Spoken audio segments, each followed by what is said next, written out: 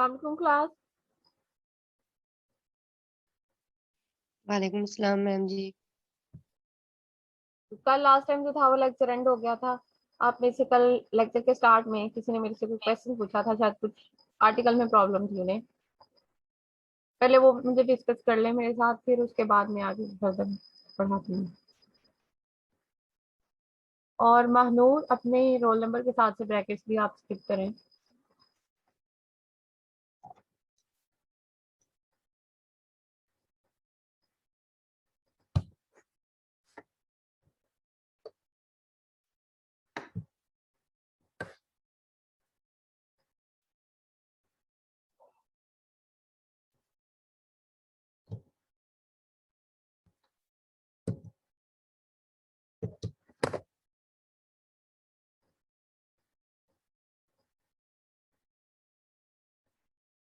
Girls में से किसी ने क्वेश्चन किया था कि कोई आर्टिकल है उसके अंदर प्रॉब्लम आ रही है या कोई थ्योरम है कल लेक्चर के स्टार्ट में, और मैंने कहा था मैं लास्ट में बताऊंगी, लास्ट में टाइम नहीं था। तो मैं यही आपको कह रही हूँ कि अभी कुछ पूछना चाह रहे हैं किसी भी टॉपिक से रिलेटेड तो आप पहले मेरे से पूछ लें, फिर फर्दर मैं आगे पढ़ाती हूँ। और सिया ने अभी तक क्लास ज्वाइन नहीं की।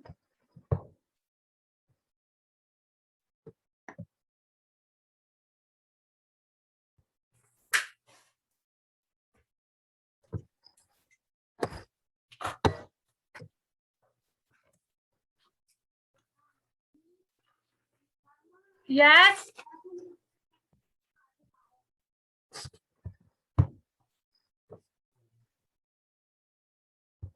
अपना माइक बंद रखा करें।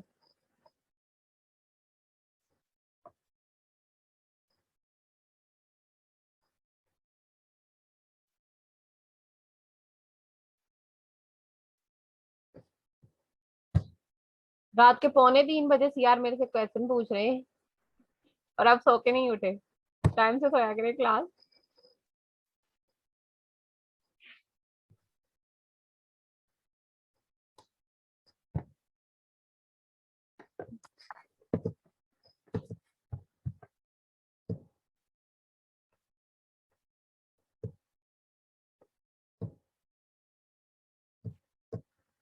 कल हमने एक कंट्रैक्शन थ्योरम, उसके बाद क्वेश्चन रूल इन टेंसर उसका थ्योरम किया था। उसके बाद जो था मैंने आप लोगों को symmetric and anti symmetric tensor 7.22 7.13 theorem proved that the canonical data del ij is a second order symmetric tensor and the alternating tensor ijk is a third order tensor।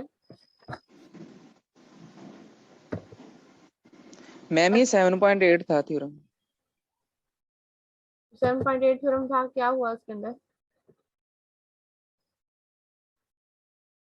जो कल पूछना था मैम उन्होंने।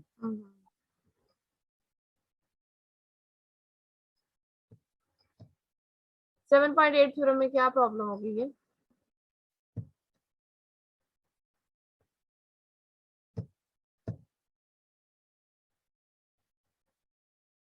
मैम आप पूछ रहे थे ना कल, किसने पूछा था वो?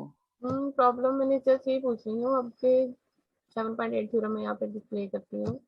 उसमें आप मुझे बताएं क्या मसला है। वो टेंसर वाला तो नहीं है मेरा ख्याल, वो दूसरा थ्योरम है।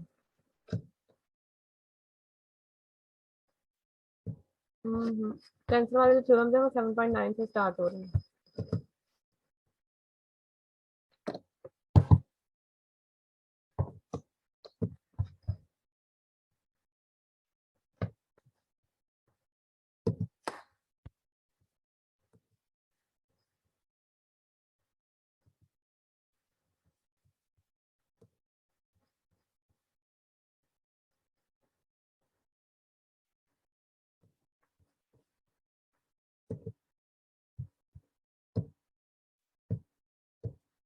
अब वैसे किसी के पास है वो थ्योरम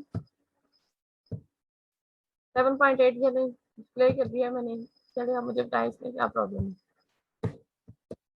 इसमें अल्टरनेटिव टेंसर जो था उसमें और क्रॉनिकल डेल्टा के टेंसर के अंदर रिलेशन फाइंड करना था। क्रॉनिकल डेल्टा, टू टाइप्स के क्रॉनिकल डेल्टा को अगर मल्टीप्लाई करके सब्ट्रैक्ट किया जाए, देन फर्दर कहता है हमारे पास अल्टरनेटिव टेंसर जो था वो मल्टीप्लिकेशन फॉर्म में आ जाता है। ये चीज जस्ट प्रूव करनी थी। इसको प्रूव करने के लिए दो मेथड से, मैंने आपको कहा था अल्टरनेटिव मेथड से कर लें या आप सिंपल मेथड से कर लें।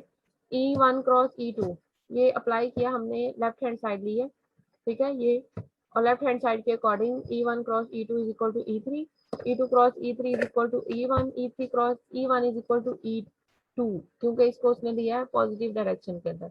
नेगेटिव डायरेक्शन के अंदर लेंगे तो ऑटोमेटिकली जो है वो साइन जो है वो चेंज होकर नेगेटिव डायरेक्शन में आएगा। ये ऊपर था हमारे पास अल्टरनेटिंग टेंसर के फॉर्म में। आज जो हमने टॉपिक करना है उसके अंदर भी अल्टरनेटिंग टेंसर जो है वो यूज हो रहा है। तो अच्छा है कि आज ही इसको जरा कंप्लीट कर लें आप लोग। दोबारा से एक मैं इसको रिपीट करती हूँ। ये हमारे पास अल्टरनेटिंग टेंसर है, अल्टरनेटिंग सिंबल भी इसे बोला जाता है। इसमें फंक्शन इक्वल टू 1 आएगा व्हेन आई जे के in the circular permutation, like circular permutation के अंदर वन साइड से सेकंड साइड पे जो है वो रोटेट होते हुए थर्ड पे जा रहा है। बट इन माइनस वन की कंडीशन में एंटीसाइक्लिक परमुटेशन है। एंटीसाइक्लिक परमुटेशन मीन कि आप 1 से 3, 3 से 2 इस फॉर्म में जो है मूव करेंगे तो हमारे पास ऑटोमेटिकली -1 की फॉर्म आएगा।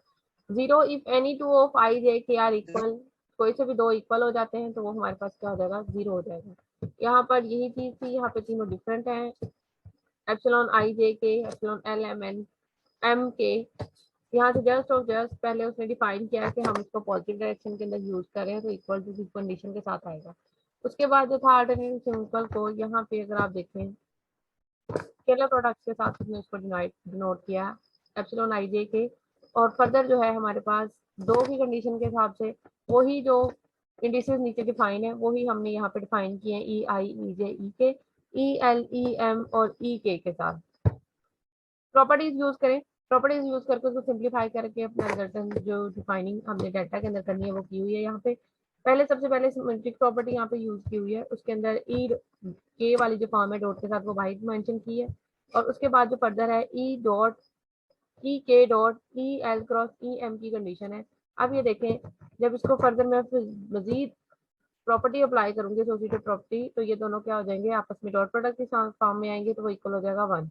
उसके बाद जस्ट रह जाएगा आपके पास ये क्रॉस और ये वाला क्रॉस रह जाएगा विद डॉट, सेंटर में इसकी डॉट आएगा, ये क्रॉस किसके इक्वल आएगा और ये दोनों जो है वो हमने कंबाइन करने हैं। क्रॉस हमने इसका बाहर ले लिया और डॉट हमने इसके अंदर कंबाइन कर लिया। डॉट के अकॉर्डिंग रूल जो है वो हमने यहाँ पे अप्लाई किया, जो चैप्टर नंबर 6 के अंदर भी हमने पढ़े थे डॉट और क्रॉस के साथ, वही रूल यहाँ पे अप्लाई किए हैं। ई आई डॉट ई जे वाली फॉर्म जो है वो हमने कंबाइन किया एल के साथ और फर्दर उसका आई और जे के साथ डॉट प्रोडक्ट लग गया, ये E M as it is रहने दिया। इसको जस्ट यहाँ पे कंबाइन किया है इस फॉर्म में, क्रॉस और डॉट की फॉर्म में। और फिर फर्दर जो है वो आगे मजीद उसके पेयर बनाए हैं, पेयर बना के वो पेयर इक्वल है। जो चीज हमें रिक्वायर्ड है, जो चीज हमने बनानी है यहाँ पे, उसके अकॉर्डिंग हम एडिशन और सब्ट्रैक्शन इसके अंदर कर सकते हैं। उसी के अकॉर्डिंग आप एडिशन और सब्ट्रैक्शन अब इसके अंदर करोगे तो ऑटोमेटिकली ही वो कॉम्बिनेशन जो है हमारे पास डिफाइन हो जाएगा। उसके अंदर कोई भी ऐसी चेंजिंग नहीं थी जो आप लोगों ने करनी थी, जो आप लोगों को समझ नहीं आई थी। इसमें इसका सेकंड पार्ट है अल्टरनेटिव मेथड के साथ है। अल्टरनेटिव मेथड में उसको ओपन किया डिटेल से, मैंने कहा था आप उस मेथड से कर लें या आप इसको ओपन कर लें। ये लेफ्ट हैंड साइड है और राइट हैंड साइड है, 3 के लिए उसको मेंशन किया है। कहता हमने इसको आई और इज इक्वल टू जे के लिए हम सबसे पहले प्रूफ करना है I is equal to J के फॉर्म में है but L is equal to M form में है। इसको ये सारा मेंशन करने की भी केस जरूरत नहीं, इसको ओपन करते हैं आप लोग यहाँ से, ये सारा का सारा 1 2 3 फॉर्म में सेम वाले रह जाने थे, बाकी सारे जो थे वो कैंसिल हो जाने थे। और क्रॉनिकल डाटा में सेम वाले जो है वो किस कंडीशन में आ जाते हैं, वो 1 1 की कंडीशन में आ जाते हैं, बाकी सारे 0 हो जाते हैं। और आपके पास जो था आंसर, दोनों साइड का जो आंसर था वो लेफ्ट हैंड और राइट हैंड के लिए आंसर 0 आना था। और यही चीज प्रूव करनी थी कि left hand is equal to right hand है। ऊपर वाले जो मेथड है उसके अंदर जो प्रूव किया हुआ है उसमें ये प्रूव किया है कि हमारे पास लेफ्ट हैंड लेके हमने राइट प्रूव किया है। इसमें लेफ्ट और राइट दोनों को हमने इंडिसेस को वैल्यूज दी है, वैल्यू देने के बाद हमने इसको प्रूव किया है कि दोनों साइड जो है वो इक्वल आती है, 0 के इक्वल आ रही है। अब आप में से ये किसने किया है क्रॉनिकल डेल्टा वाला थ्योरम 7.9, 7.9 है सॉरी 7.13 था या 23 था, 7.22 वाला आर्टिकल किया है, सिमेट्रिक एंड एंटी सिमेट्रिक की फॉर्म है।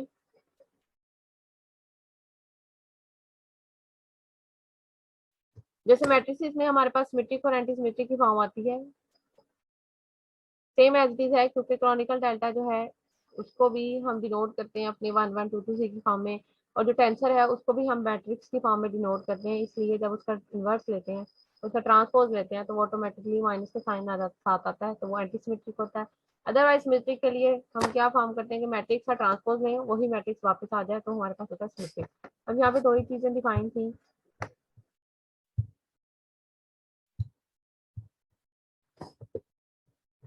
ये दो कंडीशन थी यहाँ पे A1 I1 2 तो n तक थी, और सेकंड वाली ये डिफाइन की हुई है। कहता है जब हम दो इंडिसेस को यहाँ पे इंटरचेंज करते हैं, AI1 को I2 के साथ इंटरचेंज करती हूँ, अगर ये देखते हैं ये इंटरचेंजिंग की हुई है, और इंटरचेंजिंग से दोबारा से वही टेंसर वापस आ जाता है, तो हमारे पास ये सिमेट्रिक टेंसर है। और इन केस अगर उसको इंटरचेंज किया, इंटरचेंज करने से साइन नेगेटिव का आता है, तो ये मेरे पास एंटी सिमेट्रिक टेंसर जो है यहाँ पे डिफाइन होगा। सिमेट्रिक और एंटीसिमेट्रिक की वही सेम प्रॉपर्टीज हैं, क्योंकि इसमें मैट्रिक्स आ जाता है, तो इसलिए उसको इसी फॉर्म में उसको डिफाइन आउट किया। आगे जो था मैंने थ्योरम कहा था आपको, क्रॉनिकल डाटा को हमें डिफाइन करना था। Prove that Kronecker tensor del I J is a second order symmetric tensor. Symmetric prove करना था कि हमारे पास आई जे को जे आई में अगर कन्वर्ट करती हूँ तो सिमेट्रिक टेंसर ही रहेगा। एंड द अल्टरनेटिंग टेंसर, और जो अल्टरनेटिंग टेंसर है थर्ड ऑर्डर का, इसको हमने यहाँ पे शो करना है कि एंटी सिमेट्रिक। पहले तो सिमेट्रिक प्रूफ किया हुआ है इसको, क्रॉनिकल डेल्टा को, क्रॉनिकल टेंसर को। आई जे है, ई आई डॉट ई जे की फॉर्म में इसको मेंशन किया जा सकता है। ई जे डॉट ई आई ले लें पॉजिटिव डायरेक्शन के अंदर, तो एज इट इज ही रहता है। ई जे डॉट ई आई ले लें या ई आई डॉट जे ले लें, तो ऑटोमेटिकली ही प्रूव हो जाता है। सेकेंडली था हमारे पास कि हमने इसको डिनोट करना है, अल्टरनेटिंग टेंसर को एंटीसिमेट्रिक, एंटीसिमेट्रिक के मीन कि इसके अंदर से कोई से भी दो एंटीसिस मैं यहाँ पे इंटरचेंज करूंगी, या आप तीनों भी कर सकते हो। ये सारी कंडीशन उसने यहाँ पे दी हुई है। सबके अकॉर्डिंग जो है वो साइन जो है वो हमारे पास -1 आना चाहिए। कोई से भी करना है, यहाँ पे उसने कोई नहीं बताया कि आपने ई आई को जे के साथ करना है या जे को के साथ करना है, के को आई के साथ करना है। कोई भी यहाँ पे नहीं डिफाइन, तो आप अपनी मर्जी से इनमें से कोई सा भी लिख सकते हैं, जरूरी नहीं है कि आपने ये सारे लिखें। ये हमारे पास है alternating tensor epsilon I J K is equal to minus epsilon J I K. पहले तो इन दोनों को इंटरचेंज किया जे आई के, और अभी मैं बता भी चुकी हूँ, डेफिनेशन मैंने दोबारा से इसलिए रिपीट की थी क्योंकि इसने आगे हमारे यूज होना था अल्टरनेटिंग टेंसर में। जब हम डायरेक्शन ऑपोजिट करते हैं तो ऑपोजिट डायरेक्शन में क्रॉनिकल डेल्टा में कोई इफेक्ट नहीं आता, लेकिन हमारी अल्टरनेटिंग टेंसर के अंदर अल्टरनेटिंग जो डेल्टा है उसके अंदर चेंज आता है, उसमें डायरेक्शन ऑपोजिट हो जाती है, जिसकी वजह से हमारे पास चेंज होके साइन जो है वो नेगेटिव आता है। इसकी डेफिनेशन मैं दोबारा से डिस्प्ले कर देती हूँ, ये देखें।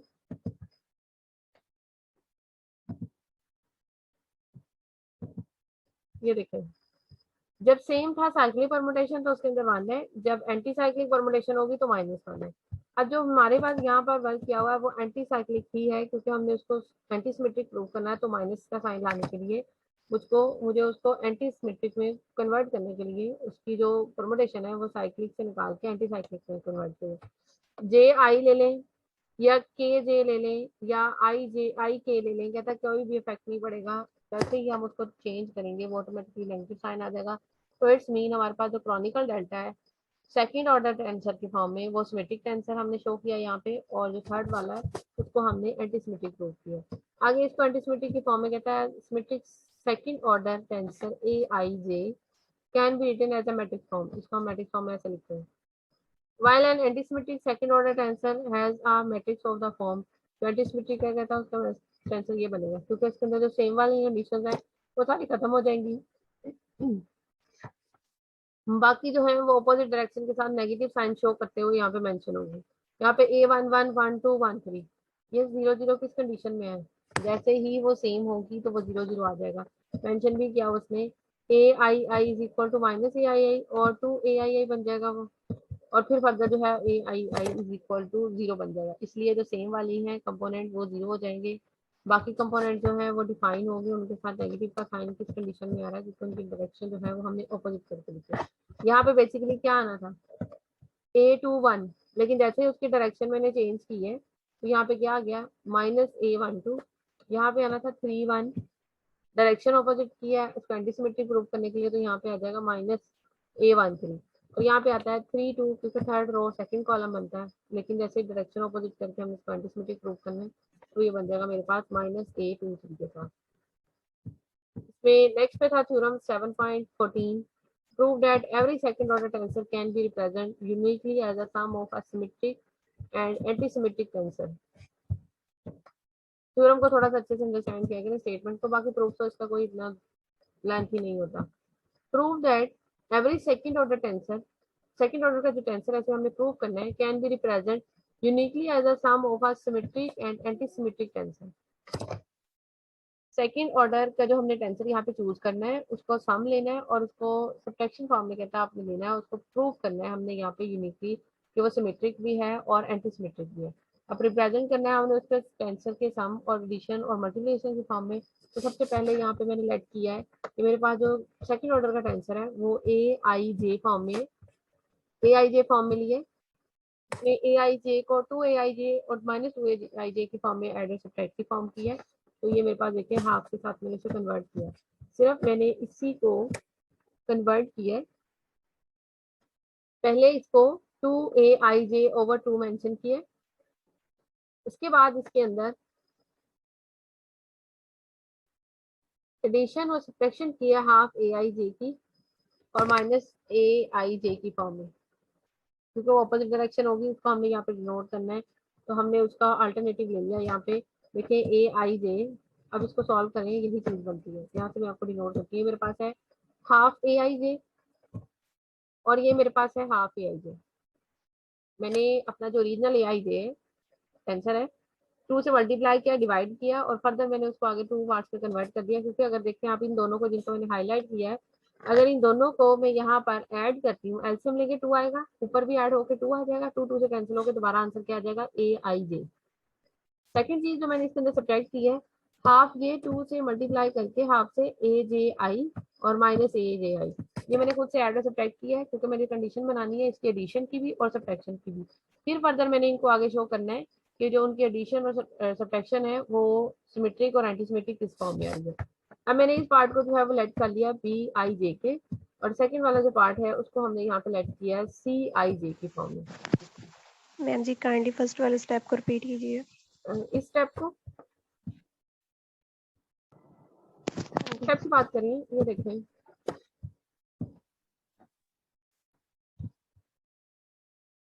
मैं यही चीज लेती हूँ यहाँ से, वहां पे आईजे के साथ है, मैंने यहाँ पे मेंशन नहीं दोबारा नहीं लिखना, तो मैंने यही ले लिया. ठीक है, अब मैं इसको आगे लिख सकती हूँ इक्वल टू, इसको एक मेंशन कर सकती हूँ. जी ठीक है, अब फर्दर मैं इसको मजीद आगे इस फॉर्म में भी लिख सकती हूँ.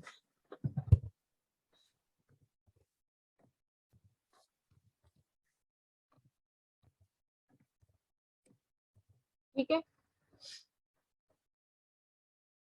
Yes sir.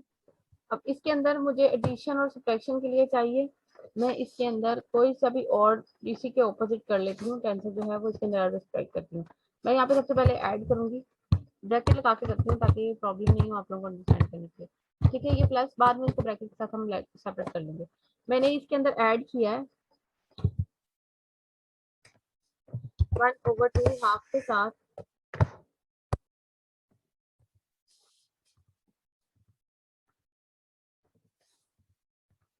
सेम भी कर सकते थे, ये से कटिंग होकर वही चीज आधा नहीं, वो पीछे वाली रह जाएगी, लेकिन मुझे यहाँ पे ऑपोजिट चाहिए था तो मैं यहाँ पे एल जे के साथ नोट करती हूँ. ठीक है, ये भी सिमिलरली ये मैंने खुद से ऐड और सब्ट्रैक्ट किया है इसके अंदर. ठीक है, अगर आप देखें इसको फिर से सॉल्व करें, क्या यही चीज वापस नहीं आती, ए जे आई ए जे एल सॉरी, ये नेगेटिव और पॉजिटिव वाले लिए हैं, ये फिर कैंसिल हो जाएंगे आपस में और फिर मेरे पास रह जाएगा ये दो चीजें. इन दो को दोबारा से एलसीएम लूंगी तो यही कंडीशन आ जाएगी और फिर बर्तन में कैंसिल होकर यही फॉर्म बनेगी. अब इसको आगे उसने पेयर वाइज किया है कि डायरेक्ट वहां पे लिखा हुआ है, डायरेक्ट कोई भी चीज ऐसे मेंशन नहीं होती, तो वहां पर वैल्यू जो है वो डिफाइन होती है. ठीक है, इक्वल टू में मैं अब इसको मेंशन कर सकती हूँ 1/2 इनटू, मैंने पेयर बनाया, ये वाला पेयर जो है मैंने इसको पेयर को कंबाइन किया है इसके साथ इन एडिशन फॉर्म. ठीक है, प्लस के साथ आ जाएगा और यहाँ पर ये चीज है और ये. ठीक है, और सिमिलरली मैं प्लस के साथ इसको मेंशन कर रही हूँ प्लस 1/2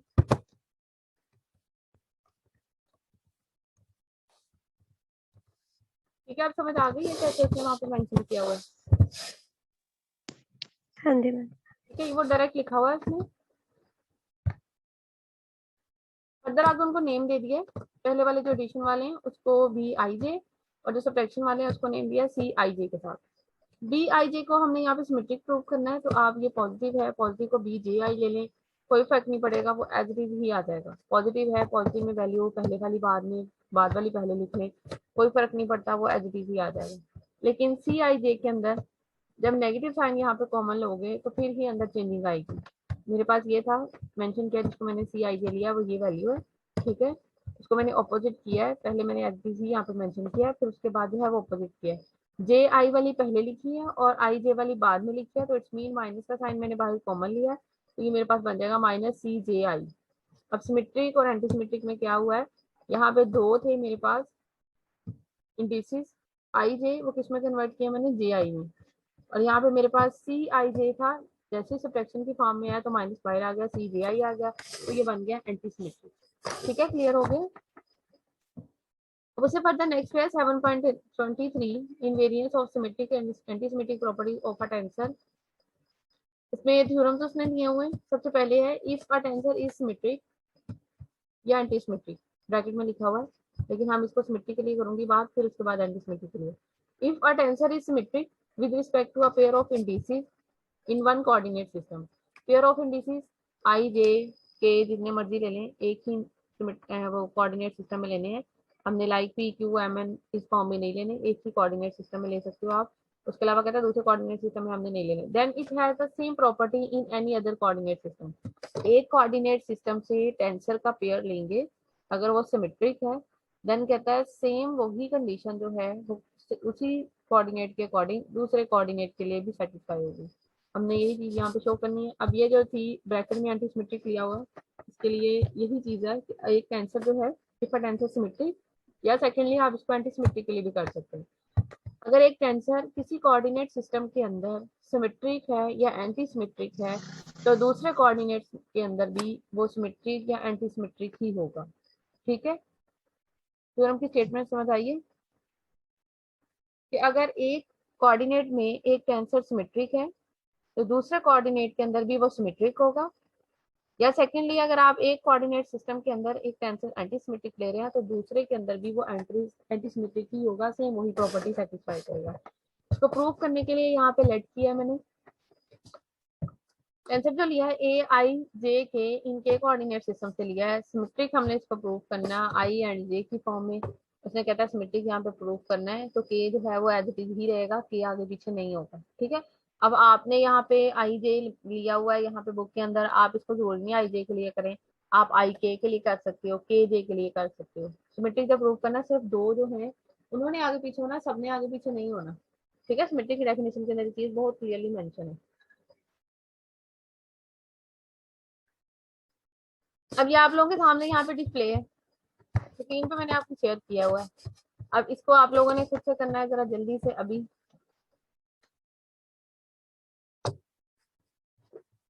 जल्दी से एक दफा देखें, उसमें सिर्फ चेंजिंग की हुई है और कुछ नहीं है।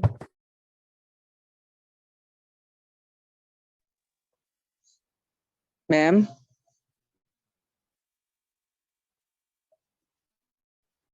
जी बोले। मैम मैम वो ना आपसे असाइनमेंट के रिलेटेड पूछना था, जिनकी 2 दफा अपलोड हो गई है, वो कोई इशू तो नहीं है? दो दफा क्यों अपलोड किए? यूनिवर्सिटी का मैम सिस्टम वो तो पता पहले ही नहीं बेचारा लगा ना, इतना स्लो चलता है। वो पता नहीं लगा। नहीं मैम यहाँ पे 4G है ना। यूनिवर्सिटी का सिस्टम बता रही हूँ। अच्छा मैम, तो मैम उसका कोई इशू तो नहीं बनेगा? नहीं, कोई इशू नहीं है, लेकिन एक ही फाइल दो दफा की है या दो डिफरेंट फाइल की है? एक ही फाइल मैम 2 दफा हो गई है। नहीं, फिर कोई इशू नहीं है। कोई इशू नहीं। Thank you ma'am.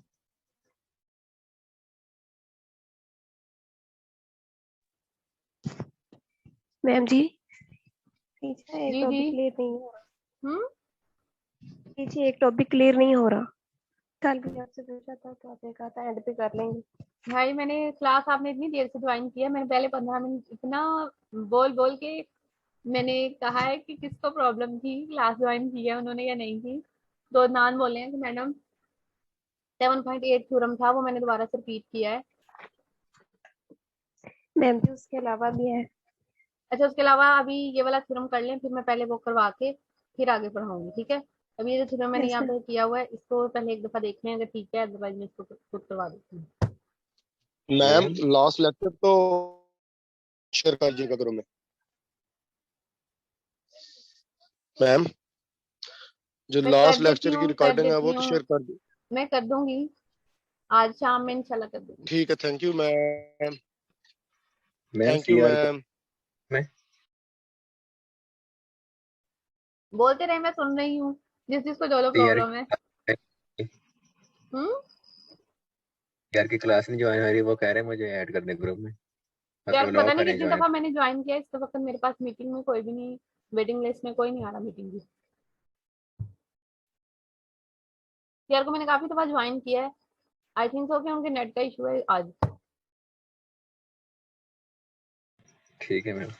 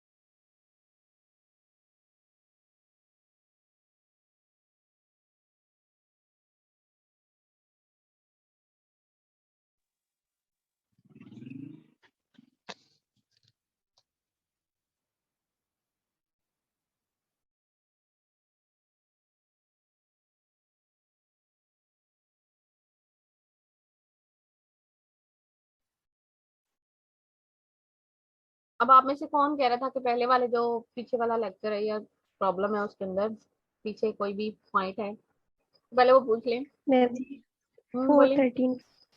413 page. 413 page, मुझे आर्टिकल नंबर बताएं।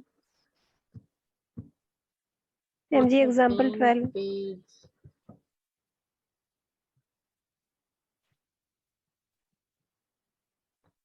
एग्जाम्पल 12 में।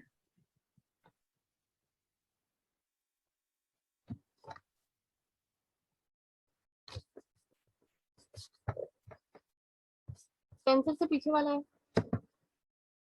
Yes ma'am.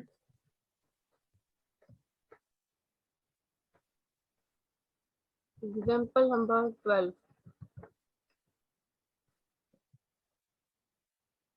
अब बोलिए, इसमें कौन सा वार्ड में मसला है। मैम जी ये फर्स्ट वाला क्वेश्चन देखिएगा। First part. Yes ma'am. में क्या प्रॉब्लम हुई है, इतना सा याद है थ्योरम है ये। ये मैम जी थ्योरम नहीं ही हो रहा यहाँ था। पे डायरेक्ट यूज किया हुआ है।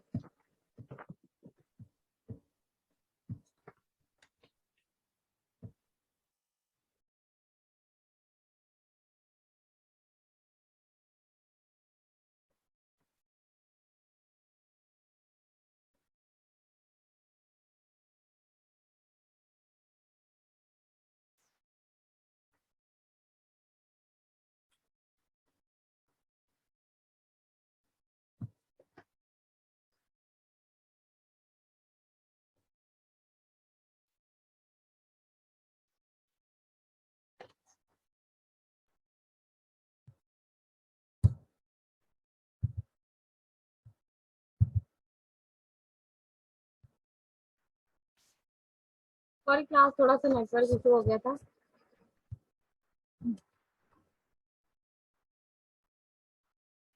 इसको आपने ओपन किया है पूरा डिटेल से या नहीं किया।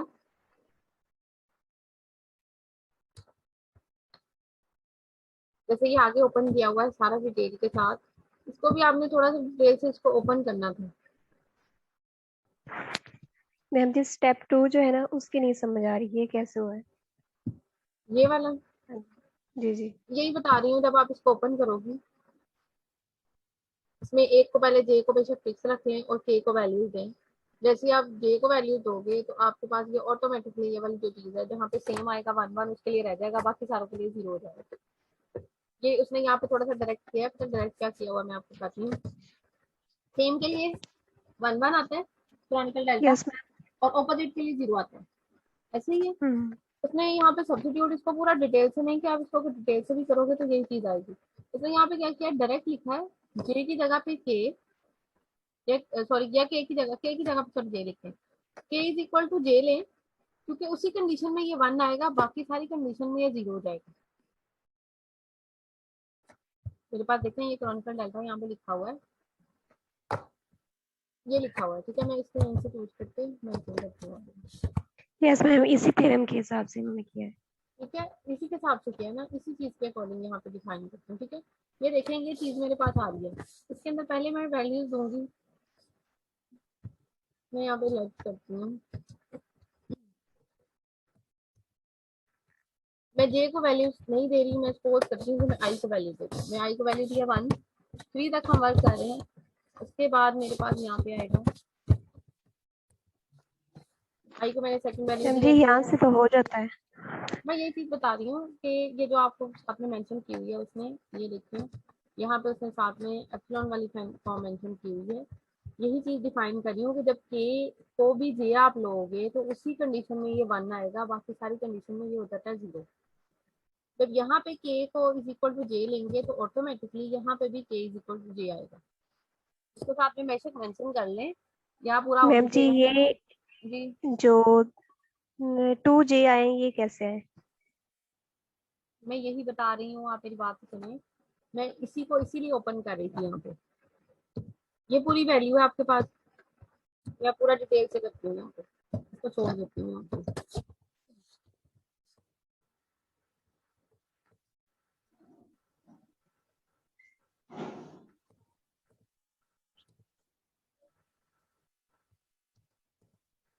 मेरे पास यहाँ पे दिया हुआ है एप्सिलॉन फॉर्म है, आई जे एंड के, और साथ में है यहाँ पे डेल्टा जो कि क्रॉनिकल डेल्टा है, और वो किसके इक्वल है, जे एंड के था, ठीक है। ये दो चीजें हैं इक्वल टू। अब मुझे आपने जस्ट आपसे मेरा ये क्वेश्चन है,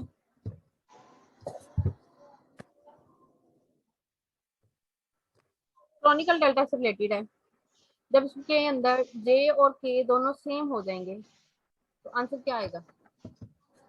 इसको यहाँ पे मेंशन करती हूँ, 1। ये कंडीशन है मेरे पास जे एंड जे, तो आंसर क्या बनेगा। डेल्टा आई जे जे। मैं डेल्टा जे जे का पूछ रही हूँ कि दोनों जब सेम हो जाएंगे तो आंसर क्या आएगा, 1 आएगा मैम। क्योंकि इसकी 3 वेरिएशन होगी, ठीक है। इसमें इसको मैं अगर 3 ओपन सॉरी करके मैम, लिखती मैम इसका 3 आएगा जी, मैम इसका 3 आएगा। 9 टर्म बनेगी, 3 1 1 बनेगी और बाकी 6 0 बनेगी, और जब वो ऐड होंगी तो 3 बनेगा। में सिर्फ और सिर्फ कंडीशन के अकॉर्डिंग सेम वाली जो है वो ही आएंगी, बाकी मैं सिर्फ यहाँ पे डिस्कस नहीं कर रही, ठीक है। सेम वाली कंडीशन के अकॉर्डिंग यहाँ पे क्या बनेगा, मैं इसको ओपन करती हूँ, ये बनेगा 1 1, सेम के लिए कर रही हूँ, बाकी सारी डिफरेंट के लिए क्या हो जाता है, ये 0, ठीक है। ऑटोमेटिकली ही मैं इसको डिफाइन कर रही हूँ, यहाँ पे बनेगी इसके अंदर 9 टर्म ही, लेकिन मैं सिर्फ और इसको सेम टर्म्स के लिए डिफाइन कर रही हूँ, ठीक है। 2 2 के साथ फिर आ जाएगी फर्दर मेरे पास 3 3 वाली कंडीशन। इन दिनों पे इसका आंसर क्या आएगा, 1 1 1। आंसर पूरा नहीं मैं पूछ रही कि डिटेल ऐड करके नहीं पूछ रही, सिर्फ इनका पूछ रही हूँ। सेम के लिए क्या आंसर आता है इसका, 1 1, और ये भी 1। यहाँ पे यही चीज उसने इस क्वेश्चन के अंदर की हुई है, इस एग्जांपल में की है। वो कहता है लेट कर लेते हैं हम यहाँ पर, क्योंकि लेट वाली कंडीशन भी करने की यहाँ पे डिफाइनिंग करने की जरूरत नहीं है, मैं यहाँ पे लिख देती हूँ वैसे भी। Late K is equal to जे, जब के को आप जे के इक्वल लोगे तो यहाँ पे क्या आएगा मेरे पास, ये बन जाएगा ऑटोमेटिकली, पूरी वैल्यू में जे लूंगी ये भी जे आएगा। अब देखें ये जहां जहां पे ये जे की कंडीशन है वहां पे तो इसका यानी कि सेम कंडीशन है, तो सेम कंडीशन के लिए आंसर क्या आएगा, 1। क्लियर हुई है बात या नहीं हुई। बाकी सारा डील करने की जरूरत नहीं है। कि बेसिकली इसको सारे को आप ओपन करो, ओपन करने के बाद इसको लिखो, तो आपको ज्यादा अच्छे से समझ आएगी कि यहाँ पर डायरेक्टली क्यों पुट किया हुआ है let K is equal to J, because बाकी सारी टर्म्स जो हैं वो जीरो हो जाएंगी, सिर्फ और सिर्फ जो है वो सेम वाली टर्म्स रह जाएंगी। जब दोबारा से उसको समीशन कन्वेंशन में लिखोगे तो आपके पास वही चीज आती है जो यहाँ पर डिफाइन की हुई है आगे के एप्सिलॉन आई जे जे की फॉर्म जो है वो यहाँ पे रह जाती है। क्लियर हुआ है थोड़ा सा, ये नहीं हुआ, या मैं तो पूरा इसको डिटेल से ओपन करके पेज पे आप लोगों को सेंड करूँ? आज मैम जी काइंडली सेंड कर दीजिएगा ग्रुप में लिंक। लिंक तो मैं मैम कर जी नहीं दूंगी, हो लिंक रहा। की बात नहीं करी, मैं क्वेश्चन की बात करी फिलहाल। अच्छा आप फिर ऐसा करें, इसको यहाँ पे स्टॉप करें, और कौन मुझे ये क्वेश्चन पूछ रही है, नाम बताएं जरा जल्दी से, क्योंकि नदीम मुझे बहुत तंग करते हैं। नदीम को तो मैंने कहना नहीं है, जिनको इस टेस्ट में प्रॉब्लम है वो जो है मुझे अपना नाम बताएं या अपना माइक ऑन करें, मुझे पता चल जाएगा।